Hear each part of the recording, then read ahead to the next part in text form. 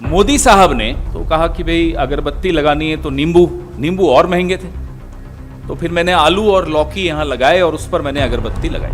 2000 भी हो जाएंगे तो ये लोग तो, कुछ लोग तो अंधे हो गए, वो देंगे वोट। हम आपको सड़कों के अलावा दिखते कहाँ हैं ये बताइए। घरेलू इस्तेमाल की गैस सिलेंडर की कीमत में ताज़ा इजाफे के खिलाफ अपोजिशन कांग्रेस ने आज निराले अंदाज में एहतजाज किया।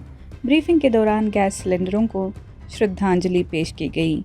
कांग्रेस तर्जुमान पवन खेड़ा ने कहा कि 2014 में बरसरे इख्तिदार आने के बाद से अब तक फ़ी सिलेंडर की कीमत में 586 रुपये का इजाफा किया गया है और गरीब और मुतवसत तबकात को मिलने वाली सब्सिडी को ख़त्म कर दिया गया है। खेड़ा ने मजीद कहा कि मोदी हुकूमत अपने चहीते कॉरपोरेट घरानों को तो लाखों रुपए मालियत की सब्सिडी उनके कर्जे माफ़ करके दे रही है, वहीं महंगाई की मार से बेहाल तबकात पर गैस सिलेंडर और दीगर अशिया की कीमतों में इजाफा करके जुल्म पर जुल्म ढाती जा रही है।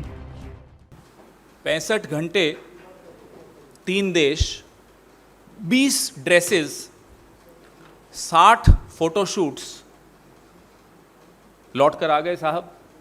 लौटने के बाद सिलेंडर, घरेलू जो डोमेस्टिक सिलेंडर है, उसकी कीमत 50 रुपये और बढ़ा दी। तो दिल्ली में अब आप सबको बधाई हो कि 1000 रुपये नहीं हुआ, अभी भी 999 रुपये 50 पैसे। इतनी तो है कि उन्होंने 1000 नहीं होने दिया, तो अभी भी कुछ छुट्टे बचेंगे अपनी जेब में।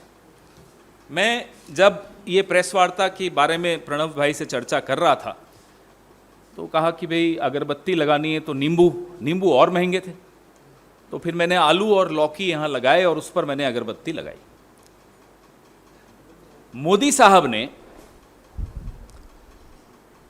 आपको याद होगा, पेट्रोल पंप्स पे बड़ी बड़ी होर्डिंग्स लगा के कहा था कि सब्सिडी सरेंडर कर दीजिए, गिव अप सब्सिडी, सबसे आह्वान किया। आज ये स्थिति पैदा कर दी कि ये सिलेंडर सरेंडर करने के दिन आ गए। ये हकीकत है मोदी साहब की सरकार की। कांग्रेस सरकार ने गरीब, मध्यम वर्ग, इन सब का ध्यान रखते हुए कीमतों को काबू में रखने के लिए कि हमारे आपकी जेब पर ज़्यादा बोझ न डालें, सब्सिडी दी। 2012-13 में एलपीजी पर कांग्रेस सरकार जो सब्सिडी देती थी वो थी 39,558 करोड़ रुपए की। 2013-14 में कांग्रेस सरकार जाने से पहले का आंकड़ा है, 46,458 करोड़ की सब्सिडी दी थी। The Congress party when it was in power ensured that the burden of prices, high prices, does not fall on the middle class or on the poor section of the society, and therefore there was a subsidy in place on cooking gas. In 2012-13, the subsidy bill on LPG was 39,558 crores, and before we demitted office in 2013 and 14, the subsidy on LPG went up to 46,458 crore. This is the data as far as our government was concerned. ये आंकड़े हमारी सरकार। अब मोदी सरकार आई, आते ही बड़े बड़े नारे दिए, गिव अप योर सब्सिडी, पूरे विश्व में डंका बजाया अपना कि साहब हमने, देखिए इतनी बड़ा एक आह्वान किया और लोग मान रहे हैं हमारी बात। 2015-16 में वो सब्सिडी जो हम छोड़ के गए थे 46,458 करोड़ की, वो घटाकर 18 करोड़ कर दी, और 2016-17 में वो जीरो कर दी, 0। अब हम मार्च से लेकर अब तक 37 दिन हो गए इस वित्तीय वर्ष की। अभी तक आपको अंडर रिकवरी और सब्सिडी के आंकड़े नहीं दिखे होंगे, जारी नहीं किए, क्योंकि कुछ है ही नहीं दिखाने के लिए। और लगातार आप वजन, बोझ मिडिल क्लास के ऊपर, गरीब तबके के ऊपर डाले चले जा रहे।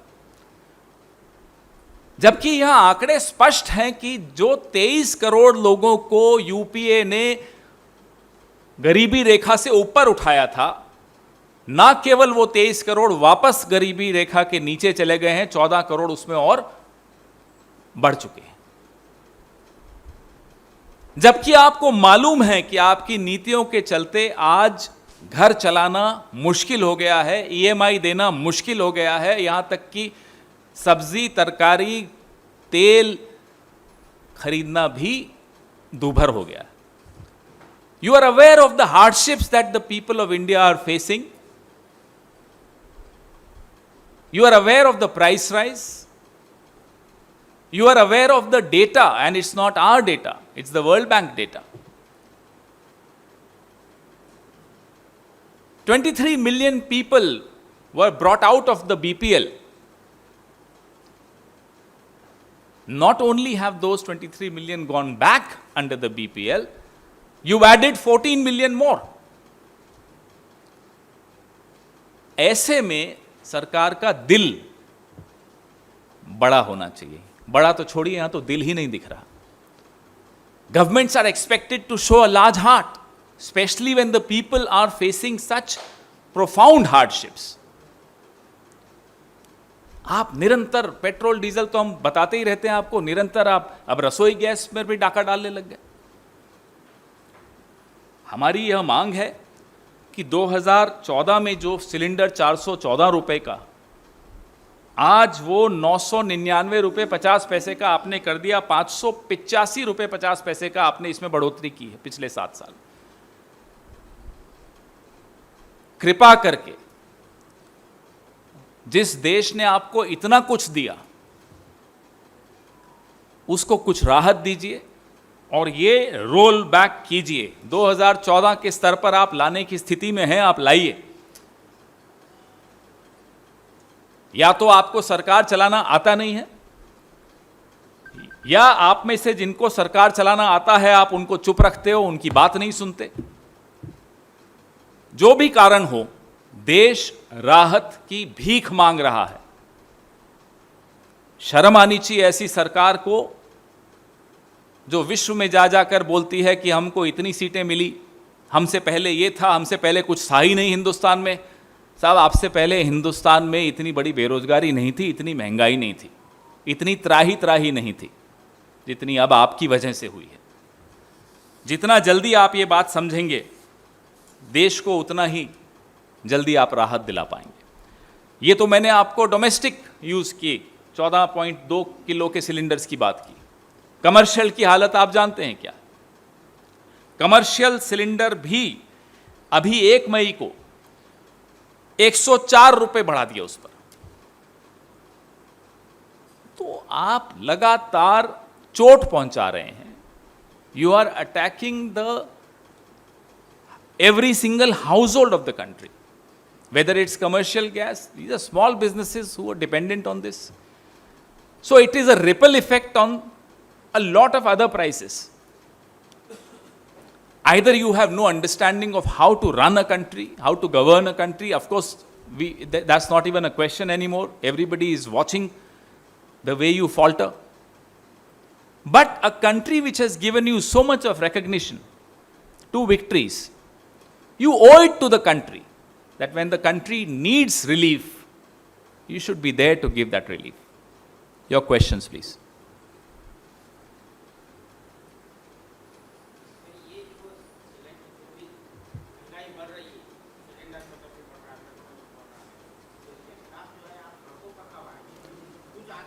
हम सड़कों पर कब नहीं दिखते आपको? मैं तो एक बात आज तक नहीं समझ में आती, हम आपको सड़कों के अलावा दिखते कहां हैं ये बताइए। हमारे तमाम राज्यों की इकाइयां निरंतर सुबह से शाम तक यही मुद्दे उठाती हैं। आज मैंने ये ट्वीट किया कि 12 बजे मैं ये प्रेस वार्ता कर रहा हूं, मैंने विषय नहीं बताया था। मैं नीचे जवाब देख रहा था, किसी का जवाब आया, बड़ा सहानुभूतिपूर्वक उसने लिखा, जिसने भी लिखा, कि आप क्यों खून जला रहे हो, 2000 भी हो जाएंगे तो ये लोग तो, कुछ लोग तो अंधे हो गए, वो देंगे वोट। नहीं, बात वो नहीं। हम खून जलाएंगे, हम ये मुद्दे उठाएंगे। पूरा भरोसा है इस देश के लोगों पर हमको कि वो धर्मांध नहीं है, वो नफरत की आग में नहीं झुलसेंगे। यही मुद्दे हैं जिनके आधार पर एक जिम्मेदार राजनीतिक पार्टी को अपनी राजनीति करनी चाहिए। जो गैर जिम्मेदार हैं वो भले सरकार में हो, भले वो 303 सीटें लेकर आए हो, भले कई राज्यों में उनकी सरकारें आ गई हों, वो गैर जिम्मेदार हैं, वो देश के खिलाफ काम कर रहे हैं। यह बात पत्रकारों को समझ में आ गई है, मुझे मालूम है आ गई है, मजबूरियां होती हैं, कई बार आप नहीं दिखा पाते। जो चैनल्स पिछले 4 दिन से चला रहे थे 65 घंटे 3 देश, बताएं ना, 7 साल 585 रुपए, बताएं ना, 45 साल का बेरोजगारी का रिकॉर्ड तोड़ा, फ्लैश करो ना। यह हम सब पर, इस देश का कर्ज है, आप पर भी, मुझ पर भी, प्रणव भाई पर भी, हम सब पर यह कर्ज है। मोदी जी नहीं मानते होंगे, हम मानते हैं, इसलिए हम ये मुद्दे उठाएंगे। सड़कों पर हम हैं, लगातार हैं।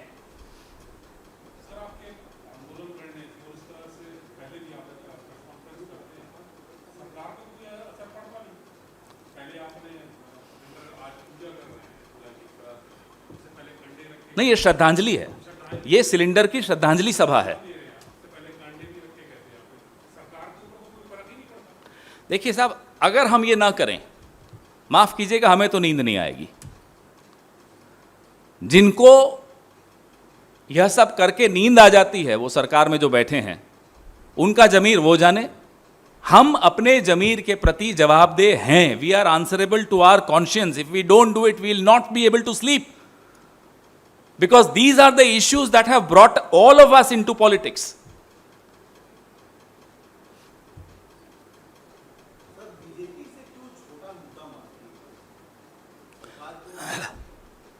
बीजेपी इसे और ऐसे तमाम मुद्दों को छोटा दिखाना चाहती है, इसलिए वो अपने मुद्दे लेकर आती है। पिछले 7 साल में बीजेपी ने इन मुद्दों से बचने के लिए और अपने आप को बचाने के लिए हमारे और आपके शब्दकोश में हर साल नया शब्द डाला। टुकड़े टुकड़े गैंग, लव जिहाद, झटका हलाल, हनुमान चालीसा वर्सेस अजान, बुलडोज़र, ये तमाम मुद्दे क्यों खड़े किए जा रहे हैं? हजारों साल से ये सभ्यता है, सैकड़ों साल से हम इकट्ठे जी रहे हैं। आज क्या आवश्यकता पड़ गई कि जो सरकार में बैठे हैं वही समाज को अशांत कर रहे हैं? क्योंकि अगर वो ये मुद्दे नहीं उठाएंगे तो समाज इनके विरुद्ध अशांत हो जाएगा, इन मुद्दों पर अशांत हो जाएगा। यह घबराहट, ये भय, ये डर मोदी जी को और संघ को मजबूर करता है कि वो मुझे और आपको लड़ाएं।